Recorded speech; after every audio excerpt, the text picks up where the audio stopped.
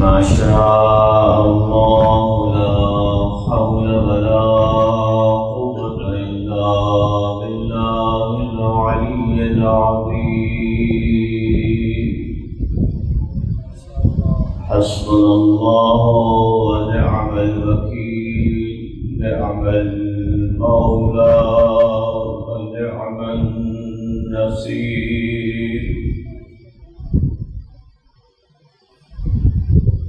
بسم الله الرحمن الرحيم. الحمد لله رب العالمين،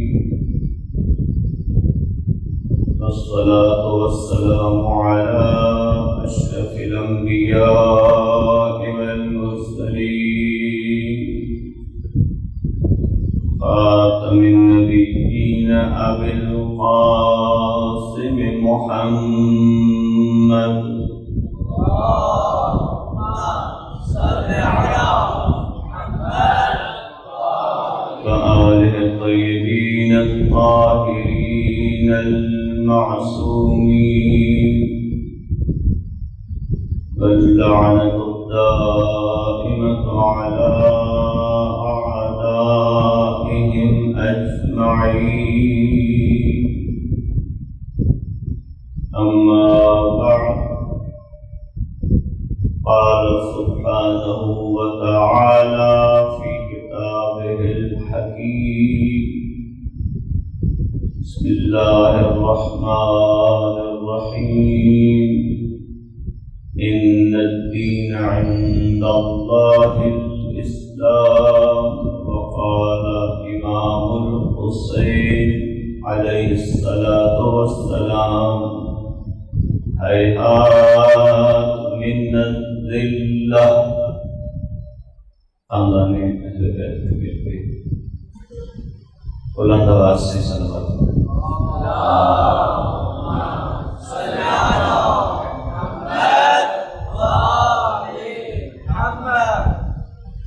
اول مخاطب الحرام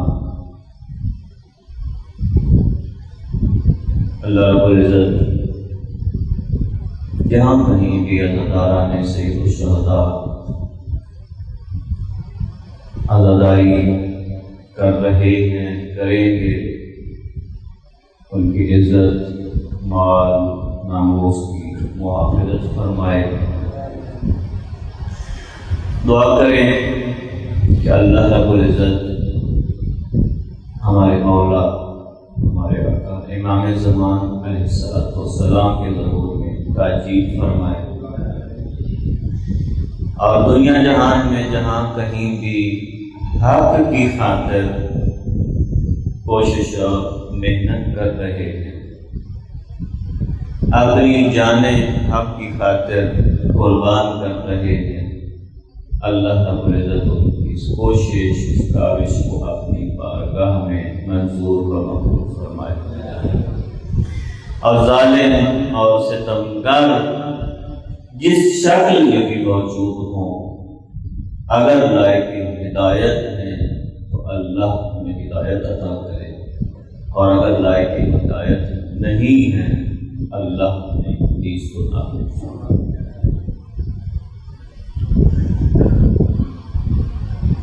محرم الحرام کا آغاز ہو چکا ہے، ایام اکرم ہیں.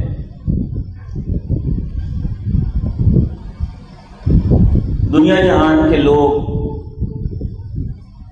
جب بھی سال کا آغاز ہوتا ہے تو خوشیاں مناتے ہیں، یہاں تک کہ ان کی محفلیں نہ صرف خوشیوں پہ مشتمل ہوتی بلکہ اللہ کی نافرمانی کے ساتھ ہوتی.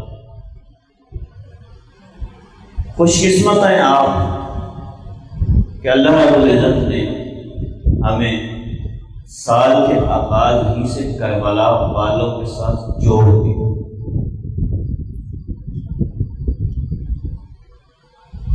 آغاز ہی سے دین فہمی کی توفیق دے دی. ذکر اہل بیت کی اللہ نے توفیق عنایت ہے. اس عشرہ محرم میں ہماری کوشش ہوگی کہ ہم دین فہمی کیوں ضروری ہے، کون کون سی چیزیں ہیں کہ اگر ہم اچھا دیندار بننا چاہیں تو ہمیں آنی چاہیے۔ کوشش کریں کہ ہم اسی موضوع کو آگے بڑھائیں، اور انبیاء قرآن گواہ اس بات ہے کہ جتنے بھی انبیاء ہیں سارے کے سارے یہ کوشش کرتے رہے ہیں کہ لوگوں کو خدا پرست بنا دیں۔ آپ تھوڑا تھوڑا جاگتے رہیں گے، بولتے رہیں گے تو میں اپنی بات زیادہ بہتر اور جلدی آپ تک پہنچا پاؤں۔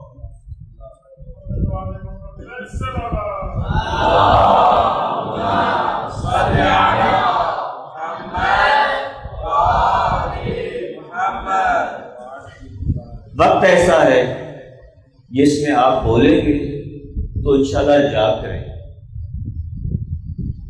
تو انبیاء بقول قرآن جب بھی آئے، جہاں بھی آئے، تو پہلا پیغام خدا پرستی کا پیغام، وَاعْبُدُوا اللَّهَ، اللہ کی عبادت، مَا مِنْ إِلَٰهٍ، اللہ کے علاوہ تمہارا کوئی بھی معبود نہیں۔ یہاں تک رکے نہیں، اللہ کا تعارف کروانے کے بعد بات تمام نہیں تھی۔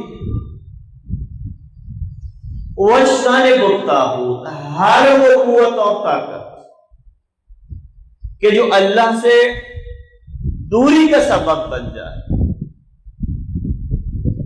اللہ کے انکار کا سبب بن جائے، اللہ کی اطاعت کے معاملے میں سست کر دے، اس سے بے دور رہنے کی تاکید اور تنقید کرتے رہے۔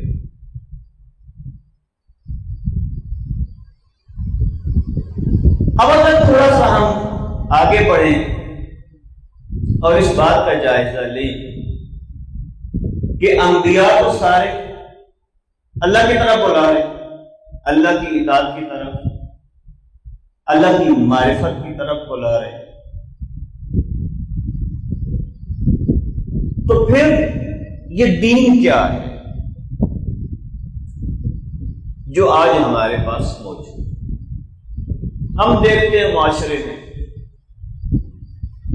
کہ عام طور پہ خدا پرستی اور اللہ کی معرفت کی بجائے دین سنی سنائی باتوں پر مشتمل ہوتا ہے۔ ہمارے علم کا ایک بڑا ذخیرہ ہمارے کان سے آتا ہے اور سنی سنائی باتوں پہ مشتمل ہوتا ہے۔ جو جس سے سنتے ہیں اسی کو اپنا عقیدہ بنا لیتے، اسی کو اپنا دین بنا لیتے، اسی کو اپنی زندگی کا حصہ بنا لیتے، دنیا ہو آخرت تو اسی کو کامیابی کا ذریعہ سمجھتے ہیں۔ محمد والے محمد کر کے صلوات پڑھیں۔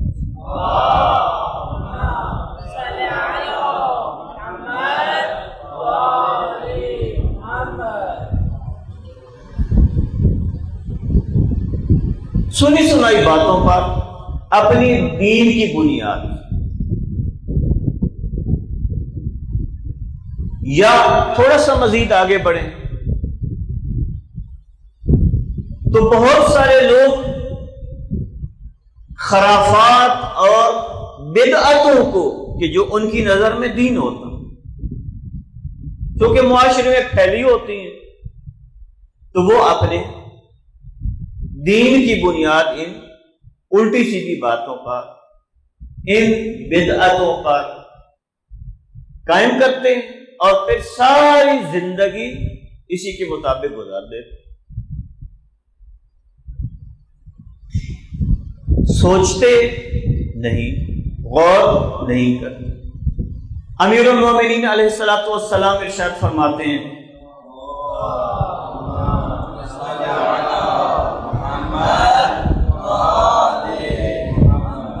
لا دین لمن لا عقل لہ، اس بندے کا کوئی دین نہیں جس کے پاس عقل، شعور، فہم، بصیرت نہ ہو۔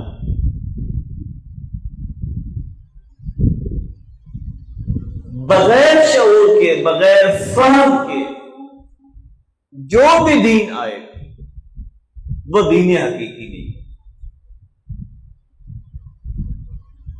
اسی لیے قرآن یوں کہہ رہا ہے ان شر الدواب، برے ترین دواب اس کو کہا جاتا ہے کہ جو زمین پہ چلتے تھے۔ برے ترین انسان وہ ہے کہ جو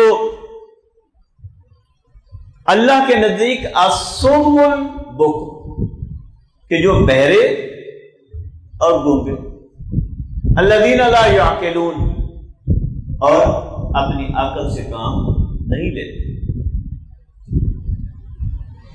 تو جو شخص اپنی عقل سے کام ہی نہ لیتا ہو اور پھر بھی وہ دیندار ہو تو یقیناً اس کا دین انہی خرافات پر، انہی رسم و رواج پر، انہی سنی سنائی باتوں پر قائم ہو۔ پھر نتیجہ کیا ہوگا؟ دین سے دوری، لڑائی جھگڑا، تفرقہ بازی، دشمن کی پہچان کا نہ ہونا، یہ سارے کے سارے پھر نتیجے معاشرے کا حصہ بن جاتے ہیں۔ پھر بہت سارے کام ہو رہے ہوتے ہیں لیکن وہ بے نتیجہ ہوتے ہیں۔ نماز پڑھ رہے ہیں، تقویٰ نہیں آ رہا، برائیوں سے دوری نہیں ہو رہی۔ حالانکہ قرآن تو کہہ رہا ہے ان الصلاۃ تنہی عن الفحشاء والمنکر، نماز فحشاء سے بچا، منکرات سے۔ روزہ رکھ رہے ہیں لعلکم تتقون نہیں آ،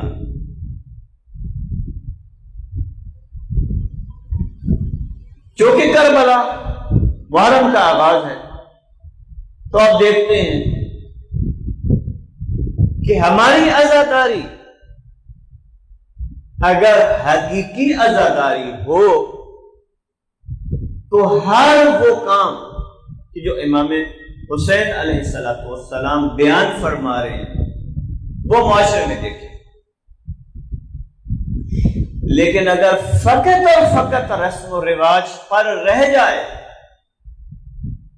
بغیر شعور کے ہو، تو پھر کام تو ہو رہے ہیں، عزاداری کے بہت سارے کام ہو رہے ہیں، لیکن وہ جو حقیقی روح تھی وہ معاشرے میں نظر نہیں آتی۔ حقیقی روح ہیہات من اللہ، ذلت کو سو دور ہے ہم سے۔ امام فرماتے ہیں کہ میں کیوں نکلا ہوں؟ اريد ان آمر بالمعروف وانہی عن المنکر، معاشرے میں نیکیاں پھیلانا چاہتے ہیں، معاشرے کو برائیوں سے روکنا چاہتے ہیں، امت کی اصلاح چاہتے ہیں۔ تو ایک ظاہری عزاداری، ایک عزاداری حقیقی، باطنی اور روحانی عزاداری۔ لیکن ظاہری عزاداری یہ ہے کہ ہم مجالس وفا کرتے ہیں، ہم کالے کپڑے پہنتے ہیں، جہاں کہیں عزاداری ہو رہی ہوتی ہے وہاں پہ کالے کپڑے لٹکاتے ہیں تاکہ احساس ہو کہ غم کے ایام ہیں۔ ہم ماتمداری کرتے ہیں، نوخانی کرتے ہیں، بہت ساری ظاہری رسم و رواج کو انجام دیتے ہیں۔ تو یہ جو ظاہری رسم و رواج ہیں ان کے ساتھ ساتھ حقیقی پیغام کربلا والوں اگر سمجھ جائیں گے تو انقلاب آ جائے گا، معاشرہ بدل جائے گا، معاشرے میں نیکیاں، معاشرے میں اللہ کا قانون نافذ ہو جائے گا۔ صلوات پڑھے محمد والے محمد۔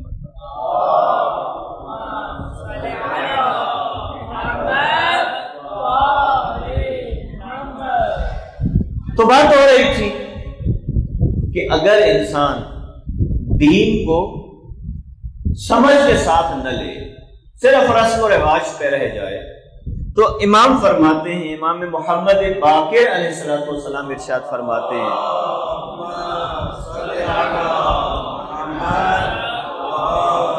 ان اعظم الناس مصیبتاً،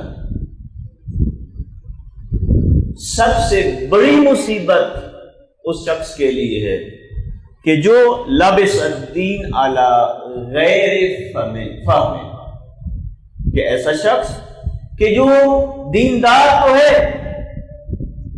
لیکن شعور اور عقل نہیں رکھتا۔ سب سے زیادہ مصیبت زدہ وہ شخص ہے کہ جو دین کو عقل اور شعور کے ساتھ نہیں لیتا، دین سمجھتا ہی کوئی۔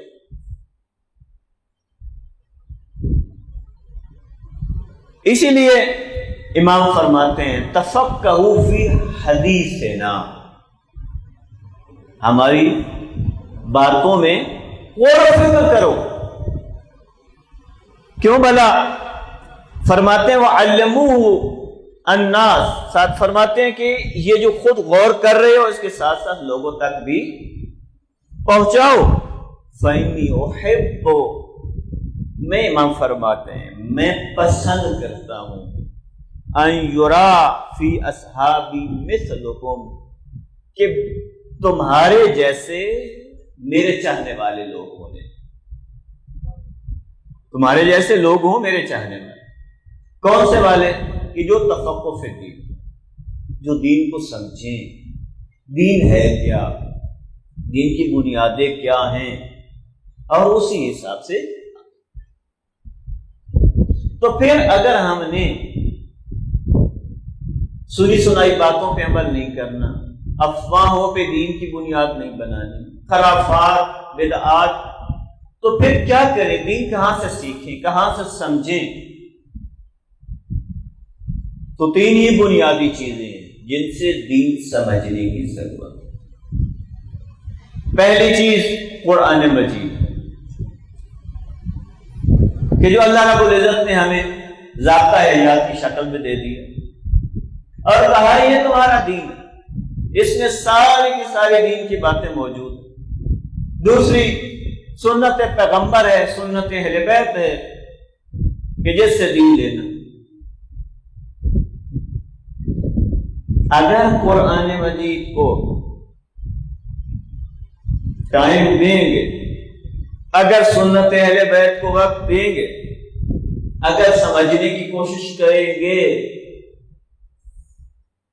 تو ہم نہ صرف دین سمجھیں گے بلکہ ہماری زندگی بھی دین کے مطابق ہوتی چلی جائے گی۔ اور اگر ہم ان چیزوں سے دین نہیں لیں گے کہ جن سے اللہ اور اللہ کے رسول نے حکم دیا، ہم دیکھتے ہیں معاشرے میں کہ اکثر لوگوں کا دین آس پاس کی سنی سنائی باتوں پر ہو۔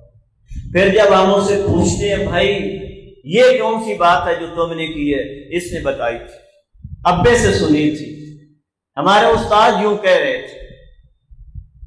اچھا استاد غلط بھی تو کہہ سکتا ہے، ابا غلط بھی تو کہہ سکتا ہے، ہو سکتا ہے کو پتہ ہی نہ ہو، یا دوست یوں کہہ رہا تھا، یار یہ بات مشہور ہو گئی تھی، ہمارے معاشرے میں تو پھیلی ہوئی تھی اس لیے ہم بھی کر رہے تھے۔ تو اگر مشہور ہونے والی بات ہی سچ ہوتی تو پھر یزید حکمران ہوتا۔ یاد ہوئے نا میرے ساتھ؟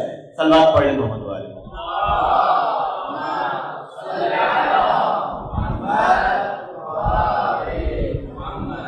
اگر شہرت والی بات ہی صحیح ہو تو پھر یزید ہی حکمران ہوگا، اور اگر حقیقی بات سمجھ آ جائے تو پھر مولا حسین حکمران ہو، مولا حسین کی بات ہو، مولا حسین کے فضائل ہو، مولا حسین کا پیغام ہو۔ فرق یہی آتا، دنیا بھر میں مشہور ہے کہ ایک سپر پاور دنیا میں مثلا امریکہ، مشہور ہو گئی بات۔ اب ہے یا نہیں یہ کب پتہ چلے گا؟ جب تفقہ فی الدین کرے، اس کے بغیر کبھی نہیں پتہ چل سکے۔ صلوات پڑھیں محمد والی۔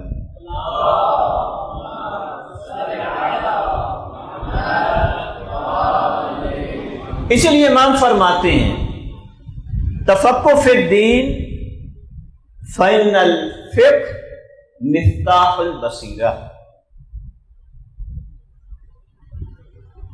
کیا ہے؟ بصیرت کی چابی ہے دین کا فہم اور دین کا شعور۔ اگر کوشش کریں گے دین سمجھنے کی تو پھر آپ بصیرت حاصل کر لیں گے۔ تمام العبادہ، ساری کی ساری عبادت اسی بات میں ہے کہ آپ دین کو عقل اور شعور کے ساتھ سمجھ، یہ ساری وسبیل الی المنازل الرفیعہ فی الدنیا دین والدنیا۔ اگر دین میں بلند مقام چاہتے ہیں، دنیا میں بلند مقام چاہتے ہیں تو دین سمجھنے کی کوشش کریں، دین فہمی اس لیے اہم ہے۔ تو اب کیسے دین فہمی کریں، کیا طریقہ اختیار کریں؟ قرآن بھی ہمارے پاس موجود ہے، سنت بھی موجود ہے، عقل بھی ہمارے پاس موجود ہے، کیا کریں؟ پھر یہ کریں کہ جو دیندار ہیں ان کے پاس بیٹھیں، اپنی محفلوں کو پاک کریں۔ ایک بڑا مسئلہ یہ ہے کہ جب تک ہماری محفلیں پاک نہیں ہوں گی، جب تک باشعور افراد کے ساتھ ہم اٹھیں گے بیٹھیں گے نہیں، تو کبھی بھی ہماری سوچ بہتر نہیں ہوگی، کبھی ہم دین کو سمجھیں گے نہیں، کبھی ہماری زندگی میں تبدیلی نہیں آئے گی۔ آپ کو یاد ہے قرآن کی آیت، حفاظ بہت سارے بیٹھے ہیں، کہ قرآن کہہ رہا ہے کہ قیامت کے دن کچھ لوگ ہوں گے کہ کہہ رہے ہوں گے یا لیتنی لم اتخذ فلانا خلیلا، کاش میں نے اس کو اپنا دوست نہ بنایا ہوتا، کاش میں نے رسول کا راستہ اختیار کیا ہوتا۔ تو دوستی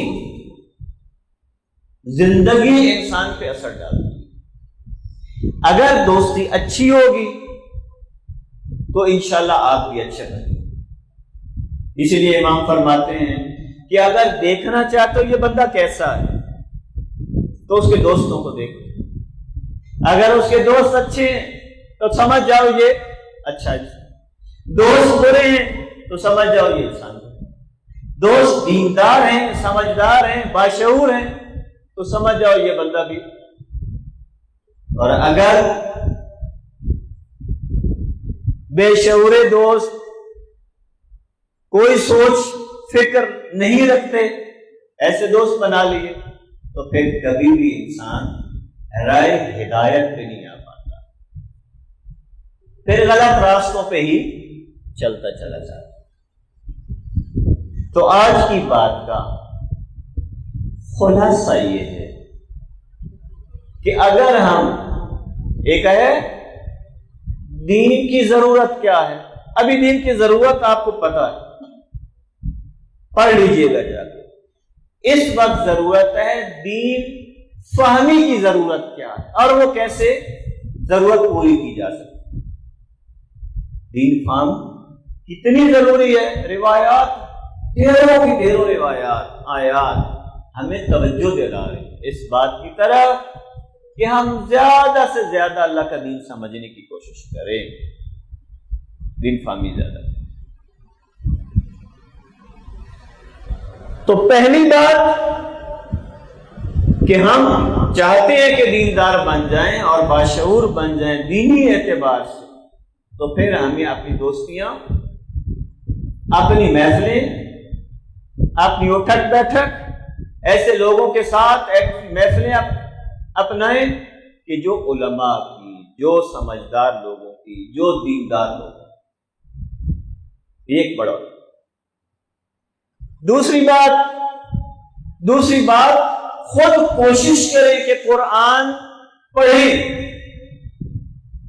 قرآن کا ترجمہ، قرآن کی تفسیر، قرآن کے مطالب، اور پھر تدبر کریں۔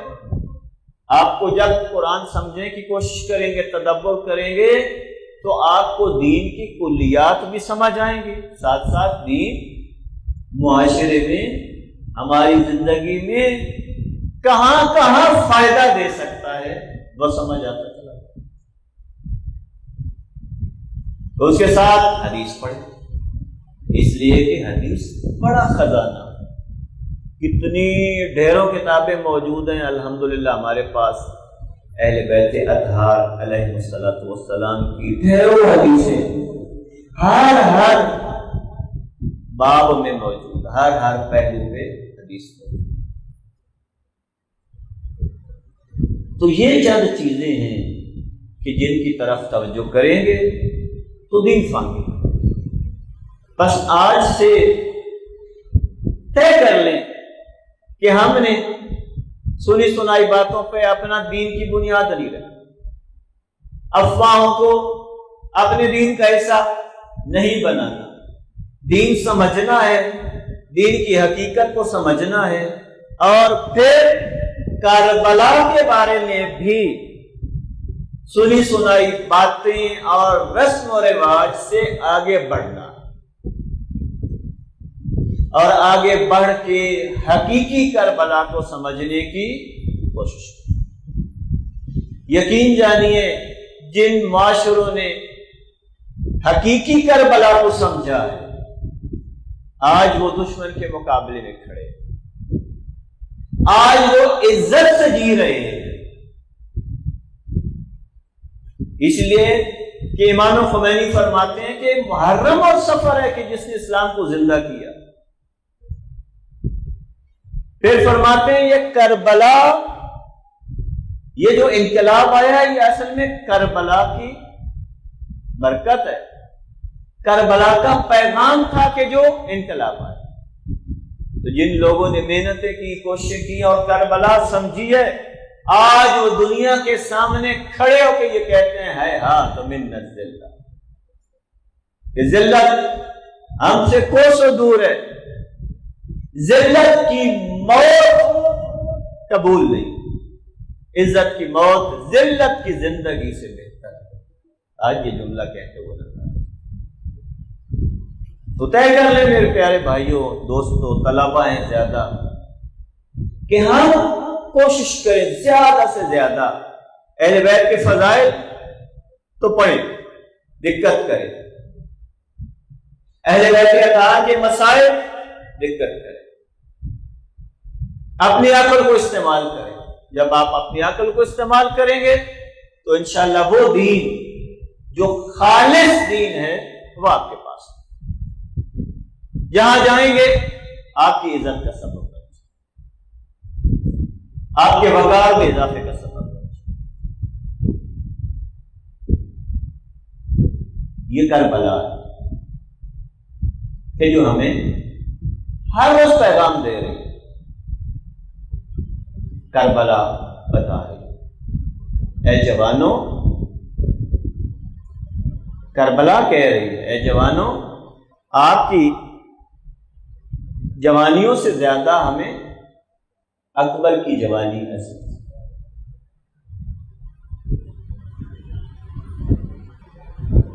جو دین سمجھنے کے لیے کہا جا رہا ہے وہ اتنا اہم ہے کہ جس پہ اکبر جیسے جوان قربان ہو جاتا، جس پہ عباس جیسے عظیم جوان قربان ہو۔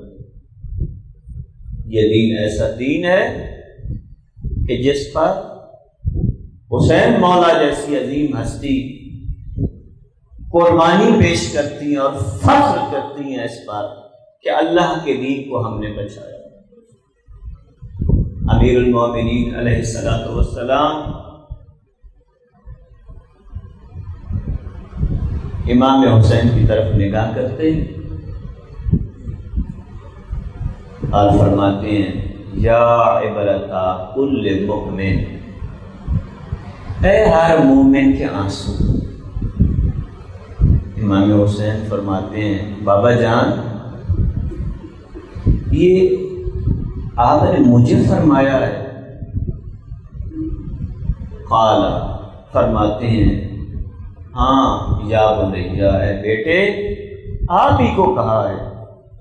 یہی وجہ ہے عزادارو کہ صادق آل محمد جب کبھی بھی امام حسین کا نام ان کے سامنے پہ آتا تھا، کوئی شخص لیتا تھا، تو کہتے ہیں سارا دن امام کے چہرے کی مسکراہٹ ختم ہو جاتی تھی، گریہ فرماتے آنکھوں سے۔ حسین مولا کا غم ہی ایسا ہے کہ جو بھی سنتا ہے، جو بھی وہ مسائل، اس کی آنکھوں سے بے اختیار آنسو آتے ہیں۔ یہی وہ وجہ ہے کہ معصومین فرماتے ہیں کہ قیامت کے دن جب سخت مشکل میں ہوں گے انسان، میدان معاشر بقا ہوگا، سخت تکلیفوں میں ہوں گے، مشکل میں ہوں گے، ایسے وقت میں ساری آنکھیں گریہ کر رہی ہوگی، لیکن ایک آنکھ ایسی ہے کہ جو گریہ نہیں کرے گی، شادمان ہوگی اور جنت میں جا رہی ہوگی۔ فرمایا وہ کون سی آنکھ ہے؟ فرماتے ہیں کہ جو غم حسین میں آنسو بہاتی ہے، وہ آنکھ قیامت کے دن جب ساری آنکھیں آنسو بہا رہی ہوں گی، وہ شادمان۔ یہ آنسو کی قدر و قیمت چاہیے، دل کو پاک کریے، اپنے گناہوں کا ازالہ کریے۔ اسی لیے امام فرماتے ہیں نا کہ کوئی شخص بھی میرے مولا حسین کی عزاداری میں آنسو بہاتا ہے، یہاں تک کہ مچھر کے پر کے برابر بھی اس کی آنکھوں سے آنسو آتے ہیں، رب العزت اس کے سارے گناہ معاف کر دے۔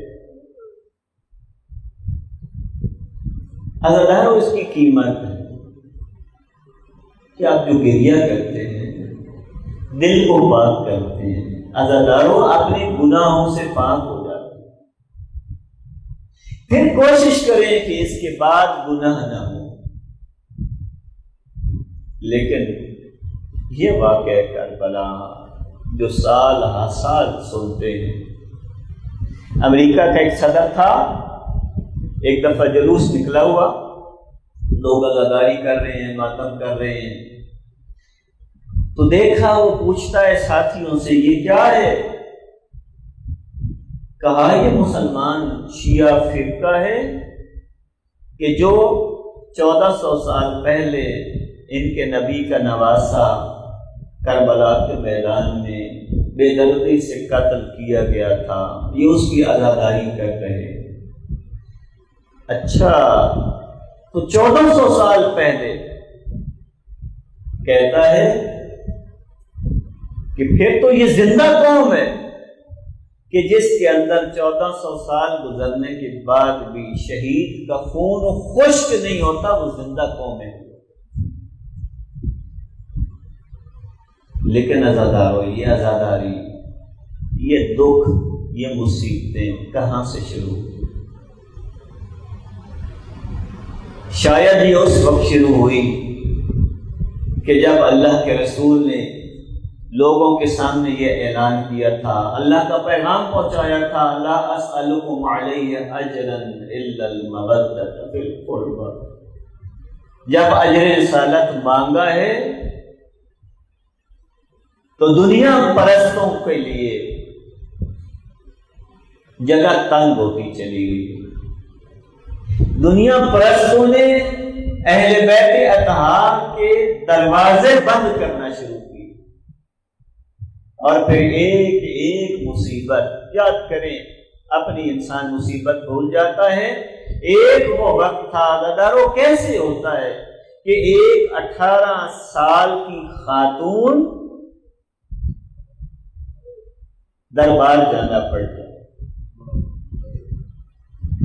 اور جب دربار میں جا رہی ہو، بال سیاہ ہو، واپس پلٹے بال سفید ہو جائے،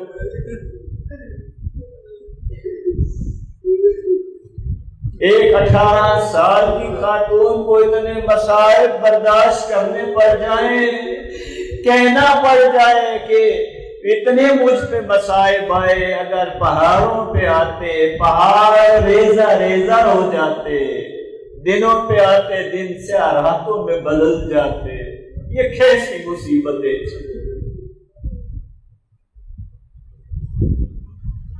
عزاداروں، ایک عصمت کی چادر میں لپٹی خاتون کا دربار میں جانا اور اپنا حق مانگنا۔ عزاداروں، وہ بیٹھے تھے اور بی بی کہتی ہے میں کھڑی رہی، میں اپنا حق مانگتی رہی، اور منبر پہ بیٹھے ہوئے لوگ انکار کرتے رہے۔ عزاداروں، یہی زہرا تھی کہ جو اس حال میں واپس پلٹی کہ اگر ابھی تک تو پیغمبر کی قبر کی مٹی بھی خشک نہیں ہوئی تھی، کفن بھی میلا نہیں ہوا تھا، گھر تو لوٹ آئی، گریہ فرماتی، اتنا گریہ کرتی تھی کہ لوگ علی کے پاس آ کے کہنے لگے، علی زہرا کو کہے یا دن میں رویا کرے یا رات میں۔ حاضر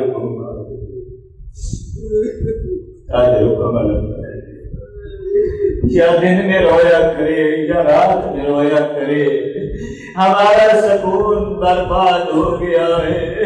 کیسے ممکن ہے عزاداروں کہ 75 یا 95 دن کے بعد زہرائے مرضیہ سردار انبیاء کی دختر اس دنیا سے رخصت ہو جائے؟ وہ دروازہ جس پہ رسول اللہ بعض روایات کے مطابق 9 ماہ تک اور بعض کے مطابق 6 ماہ تک ہر روز صبح سویرے آتے تھے، الصلاۃ الصلاۃ، انما یرید اللہ کی تلاوت کر کے بتا رہے تھے لوگوں یہ زہرا کا گھر، یہ عصمت و طہارت کا گھر ہے، یہ دروازہ عام دروازہ نہیں ہے۔ لیکن عزاداروں، جن لوگوں نے 6 ماہ تک آیت تطہیر کی تلاوت کرتے سنا تھا، دیکھا تھا، آج اسی دروازے پر لکڑیاں لے کر آئے۔ بس عزاداروں، سیدہ نے وصیت کی ہے، آپ میں سے ہر ایک بندہ خواہش کرتا ہے کہ میرا جنازہ بڑی دھوم دھام سے اٹھے، شان و شوکت سے اٹھے۔ ہر ایک بندے کی خواہش ہوتی ہے کہ میرے گھر کا کوئی بھی اگر فرد فوت ہوا ہے تو میں بڑے اچھے طریقے سے اس کے کفن دفن کا بندوبست کروں، لوگوں کو بلاؤں، لوگوں کو اس مصیبت میں شریک کروں۔ عزاداروں، کیا وجہ بنی؟ سردار انبیاء کی بیٹی ہے، جگر گوشہ رسول ہے، عصمت و طہارت کی پلی بڑی ہے۔ رسول کہتے ہوئے نظر آتے ہیں ام ابیہ ہے، اور آج وصیت فرما رہی ہیں مجھے تنہائی میں دفن کرنا ہے۔ کیا وجہ بن گئی؟ میرے جنازے میں کسی اس کو شریک نہ ہونے دینا جنہوں نے مجھ پہ ظلم کیا ہے۔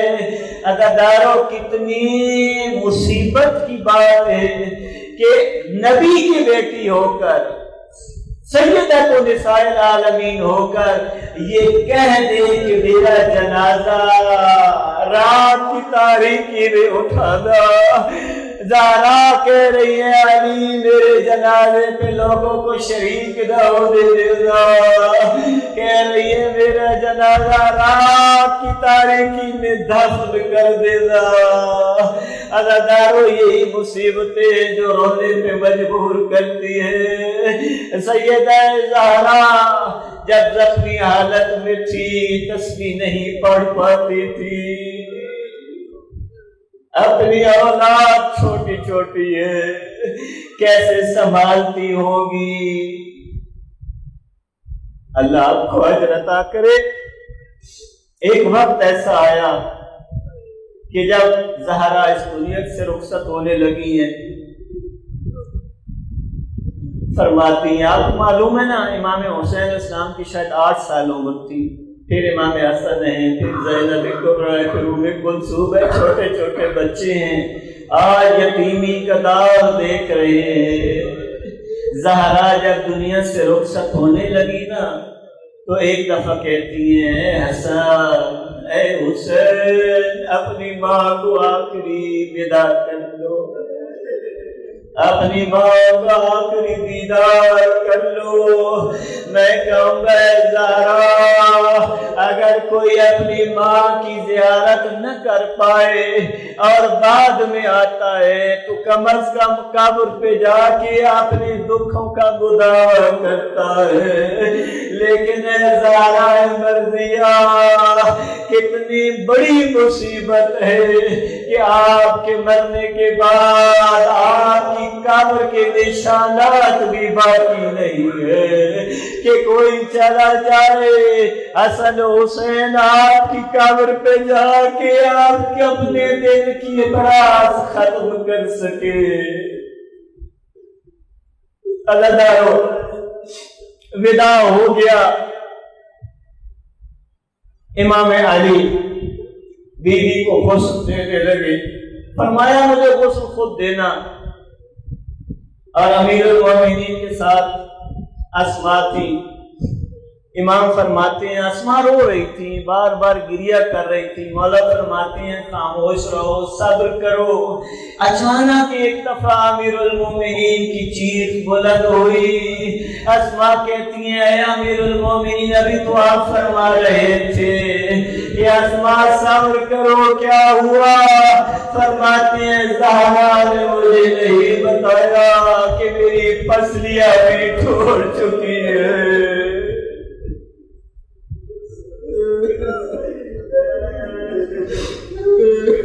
زہرا نے مجھے نہیں بتایا کہ میری پسلیاں بھی ٹوٹ چکی ہے. عزادارو کفن کا اہتمام ہو گیا, غسل مکمل ہو گیا. 5 افراد رات کی تاریکی میں سیدۃ نساء العالمین کا جنازہ لے کے جا رہے ہیں.